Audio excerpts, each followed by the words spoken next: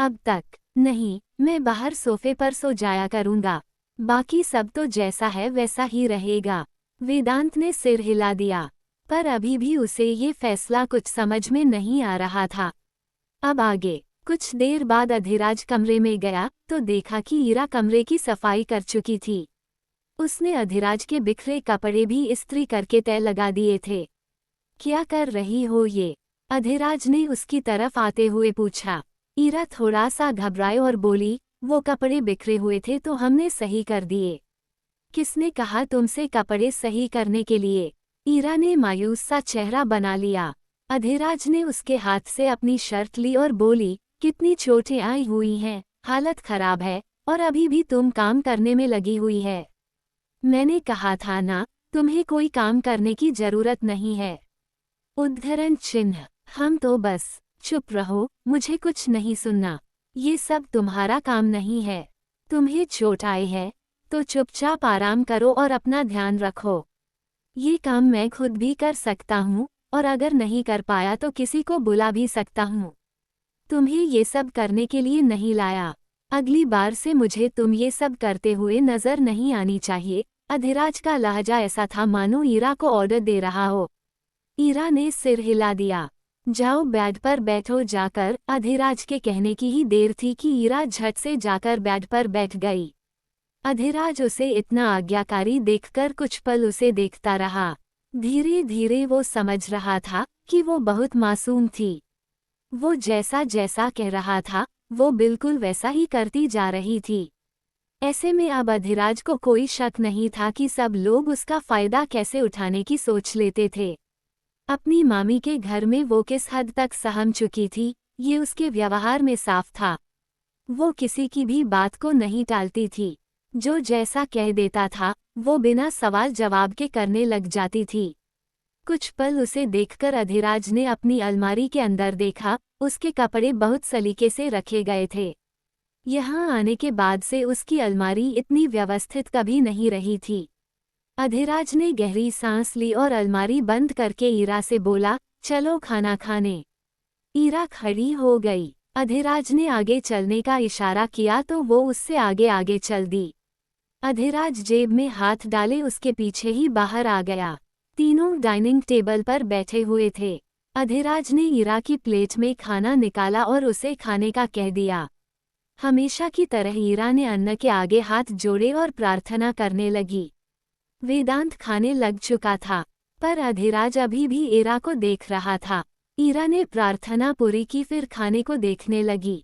अगली नज़र उसने अधिराज के ऊपर डाली। उसने भी अभी तक खाना शुरू नहीं किया था।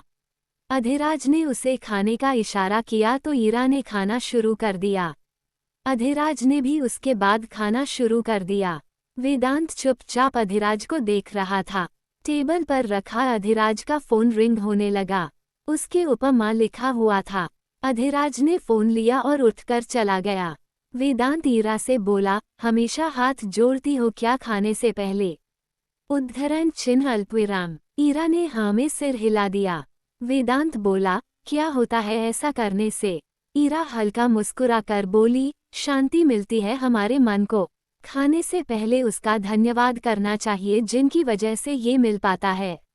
ईश्वर, धरती माँ और किसान। तो तुम तीनों को याद करती हो।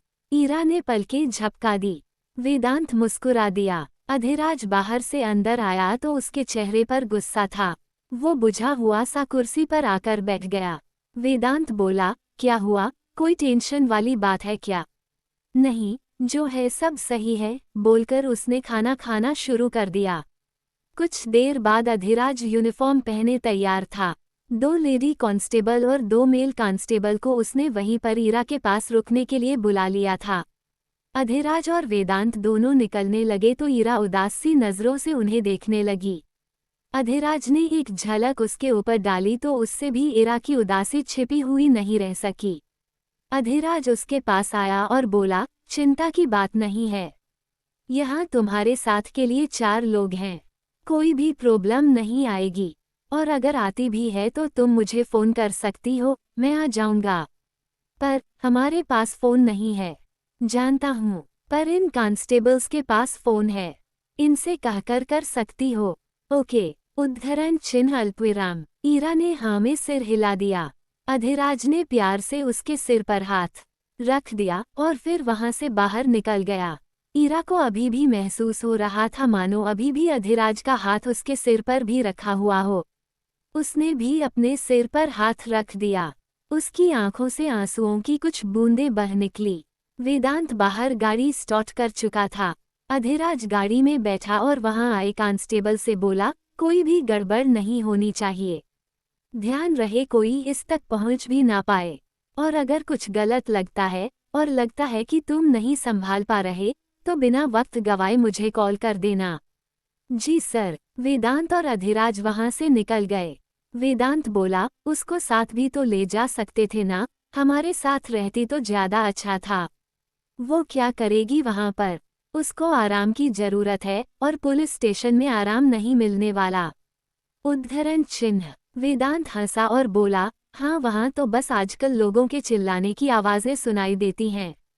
उद्धरण चिन्ह। अधिराज हल्का मुस्कुराया और आंखें बंद कर ली। बाजार को तरफ से गुजरते हुए वेदांत और अधिराज ने देखा कि आज भी वहां काफी चहल पहल थी। वेदांत बोला, आज फिर से मेला है क्या? कितनी भीड़ इकट्ठी हो रखी है। झूले भी लगे हुए हैं। अधिराज बोला, हम मेला ही लगता है। हो सकता है कई दिनों तक चलता हो। मतलब आज फिर से आना पड़ेगा। क्यों आना पड़ेगा? कोई मजबूरी नहीं है। अरे है मेरे भाई, ज्योति जी आएंगी तो आना पड़ेगा ना। मजबूरी है। अच्छा, और अगर वो नहीं आई तो? उद्धरण चिन्ह अल्पविराम। तो मैं तेरे साथ घूम लूंगा। सिंपल। बोलते हुए वेदांत ने दांत दिखा दिए। अधिराज ने हल्का मुस्कुराते हुए सिर हिला दिया। थोड़ी आगे ही उन्हें सपना नजर आ गई। बन ठनकर वो मेले की तरफ जा रही थी। साथ में कुछ और लड़कियां भी थीं। सपना की नजर अधिराज और वेदांत के ऊपर पड़ी तो उसने इतराते हुए सबसे कहा, तुम लोग जानती हो, जो नए इंस्पेक्टर आए हैं वो मेरे आगे पीछे ही घूमे रहते हैं। जहां नजर आती हूँ बात करने लगते हैं। पसंद भी करते हैं। आखिर मैं सुंदर भी तो हूँ ना। तभी एक लड़की बोली, क्या सच में सपना वो तुझे पसंद करते हैं? और नहीं तो क्या, मैं झूठ थोड़ी बोलूंगी। पहले दिन से ही मैं भाग गई थी उन्हें। तभी दूसरी लड़की बोली, बात करने का मतलब ये नहीं होता कि तुम किसी को पसंद आ गई हो। बात तो कोई भी किसी से भी कर सकता है। इस बात को तुम गलत लेकर नहीं जा सकती।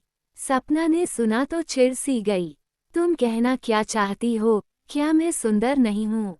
क्या कोई मुझे पसंद नहीं कर सकता? कर सकता है सपना, पर हर बात करने वाला पसंद करता हो ऐसा नहीं हो सकता। इन दोनों बातों में बहुत फर्क है। सपना ने नाक चढ़ाए और बोली, ऐसा तुम्हें लगता है? उनकी बात मुझसे होती है तो मुझे ज्यादा अच्छे से समझ आता है कि उनके दिल और दिमाग में क्या है। और शायद तुम जलन के मारे भी ऐसा बोल रही हो। इतना हैंडसम इंस्पेक्टर तुमसे बात नहीं करता इसलिए तुम्हें अपने लिए बुरा लग रहा होगा, और लगना भी चाहिए। आखिरकार बात ही ऐसी है। तुम रुको मैं जाकर बात करके आती हूँ, बोलकर सपना सबसे आगे आगे चल दी। बाकी लड़कियां आपस में बातें करने लगी। ये सच कह रही है क्या? क्या सच में ये इसको पसंद करते हैं? हो भी सकता है और नहीं भी। हमें क्या पता। देखते हैं बात करते भी हैं या सिर्फ हमारे आगे लंबी लंबी फेंक रही थी। सब ध्यान से उसकी तरफ देखने लगे। भाग समाप्त।